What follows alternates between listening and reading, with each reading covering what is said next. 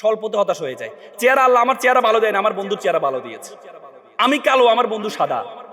আমি একটা ভালো পরিবারে ওন করি না, আমার বন্ধুরা ভালো পরিবারে ওন করে। আমরা হতাশ হয়ে যাই না, হতাশ হবা না।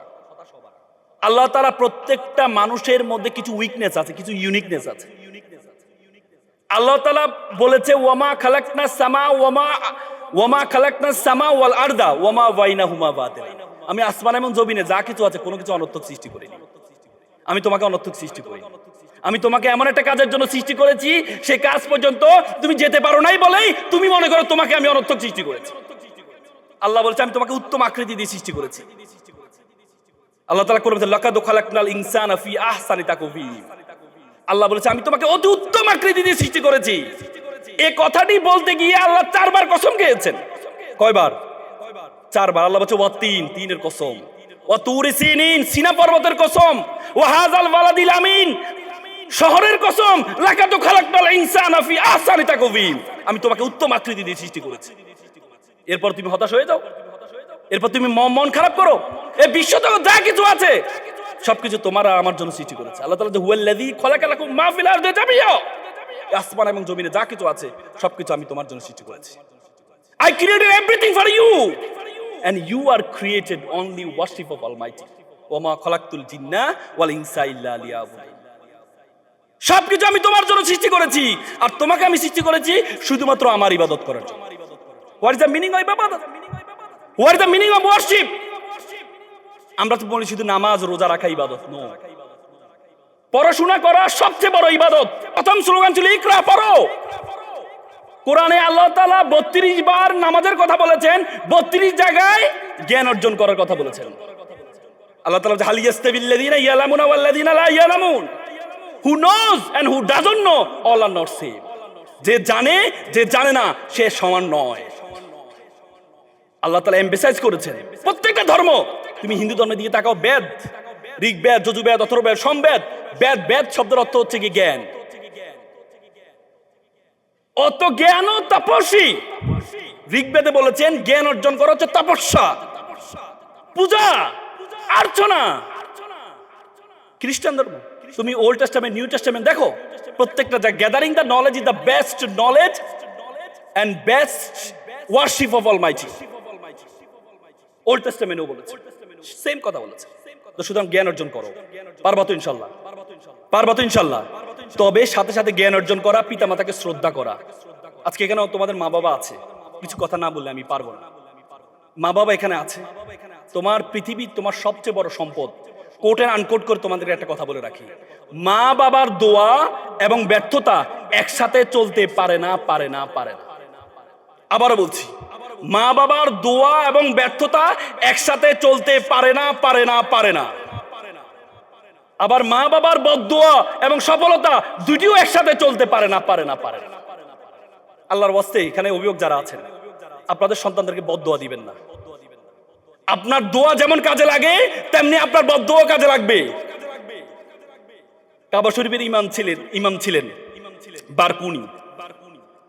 ওনাকে জিজ্ঞেস করা হয়েছে, আপনি তো পড়াশোনা এত ভালো ছিলেন না, আপনি তো যে ইউনিভার্সিটি পড়ছেন ইউনিভার্সিটি টপ লিস্টে ছিলেন না, আপনি কাবা ঘরে ইমাম কিভাবে হলেন?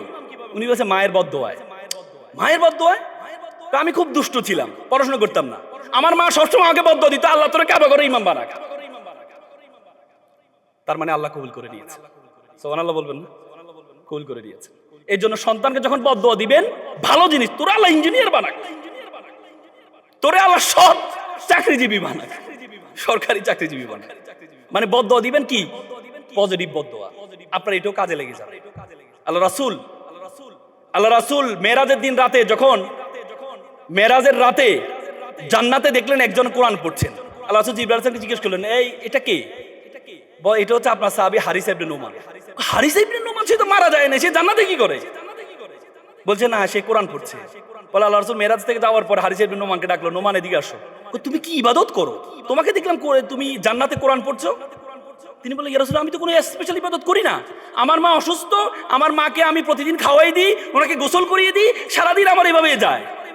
আল্লাহ রাসূল 3 বার বলেছেন, কাযালিকাল বিররে, কাযালিকাল বিররে, কাযালিকাল বিররে। এটা হচ্ছে বিররুল ওয়ালিদাইন, এটা হচ্ছে বিররুল ওয়ালিদাইন। কিচ্ছু লাগবে না, জান্নাত পীরের কাছে খোঁজা দরকার নেই। জান্নাত বাইরে মানুষের কাছে খোঁজা দরকার নাই, জান্নাত তোমার ঘরে আছে। জান্নাত তোমার বিসিএস পরীক্ষায় একবার প্রশ্ন করা হয়েছিল, আচ্ছা তোমার চোখ বেঁধে দেওয়া হবে প্রতিদিন রাতে, প্রতিদিন একজন মহিলা খাবার দিয়ে যাবে, তুমি কিভাবে বের করবা কোনটা তোমার মা? তখন সে একটু পরে বললো, স্যার আমি বের করতে পারবো। বলে কিভাবে? বললো আমি প্রতিদিন যে আমাকে রুটি দিয়ে যাবে, আমি তাকে বললো অর্ধেক রুটি দেন, যেদিন আমার প্লেটে পুরো রুটিটা পাবো সেদিন মনে করব সেটাই আমার মা, সেটাই আমার মা। সে মাকে আমরা অবহেলা করি, সে বাবাকে আমরা অবহেলা করি। একটা ছেলে, মা রান্না করছিল, হঠাৎ করে একটা চিরকুট নিয়ে আসলো, মা প্রতিদিন তুমি আমাকে রান্না করার সময় কাজ দাও, এটার জন্য 100 টাকা বিল। প্রতিদিন তুমি আমাকে বাজারে পাঠাও, এটার জন্য 100 টাকা বিল। প্রতিদিন তুমি আমাকে পানি আনতে বলো, এটার জন্য 100 টাকা বিল।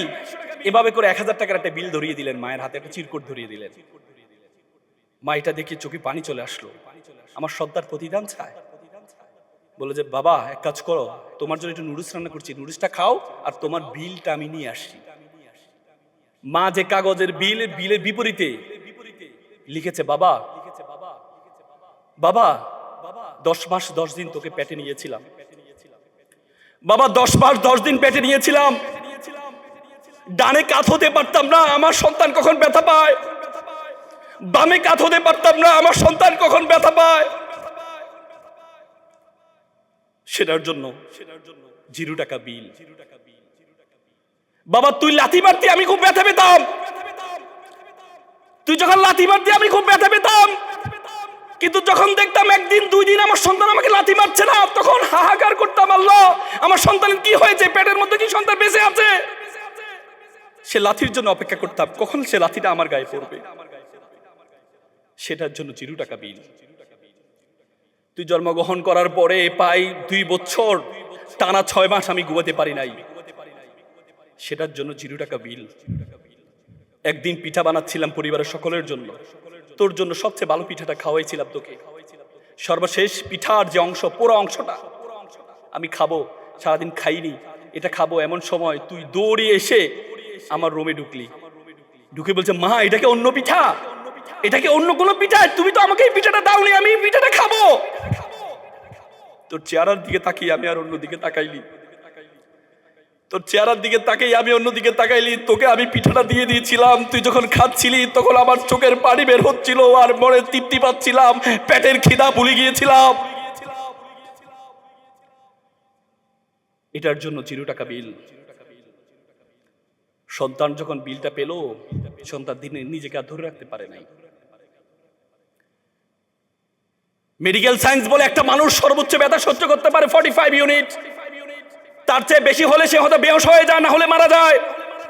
একটা মা যখন সন্তান প্রসব করে তার ব্যথার ইউনিট 55, বলে 30টি হাড় একসাথে ভাঙলে যেমন ব্যথা পায় তার চেয়ে বেশি ব্যথা পায় মা। সে মাকে আমরা বৃদ্ধাশ্রমে রেখে আসি, সে বাবাকে আমরা বৃদ্ধাশ্রমে রেখে আসি। ওয়ালা তাকুল্লাহুমা উফি ওয়ালা তানহারহুমা ওয়া কুল্লাহুমা কাওলান কারীম।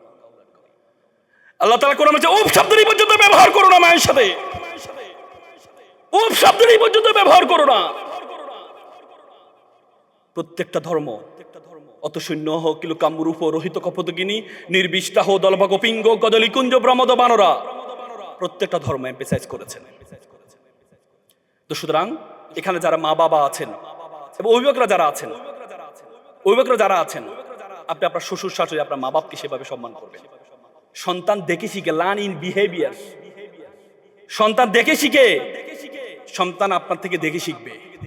সন্তান যখন দেখবে পরিবার মানে আপনি, আপনার সন্তান, আপনার শ্বশুর শাশুড়ির পরিবার, সন্তান যখন বড় হবে সন্তানও মনে করবে আমি, আমার সন্তান, আমার শ্বশুর শাশুড়ি আমার মা বাবা পরিবারের অংশ। 3 প্রজন্ম যদি কোনো পরিবারে একসাথে থাকে, পরিবারটা জান্নাতের বাগানে পরিণত হয়। দাদা দাদু, মা বাবা, ছেলে সন্তান, সন্তান সন্ততি একসাথে যদি কোনো পরিবারে থাকে, এই পরিবারটা ফুলের বাগানে পরিণত হয়। পারবেন তো ইনশাআল্লাহ? পারবেন তো অভিভাবকরা? এই জিনিসটা নিশ্চয় করবেন। আমি মনে হয় অনেক সময় নিয়ে ফেলেছি, আমাকে এই দিবেন। হ্যাঁ, এই জন্য আল্লাহর ওয়াস্তে সন্তানরা আপনাদেরকে দেখে শিখবে। সন্তানরা আল্লাহ আপনাদের থেকে দেখে শিখবে। সন্তানদেরকে এই জিনিসটা ন্যূনতম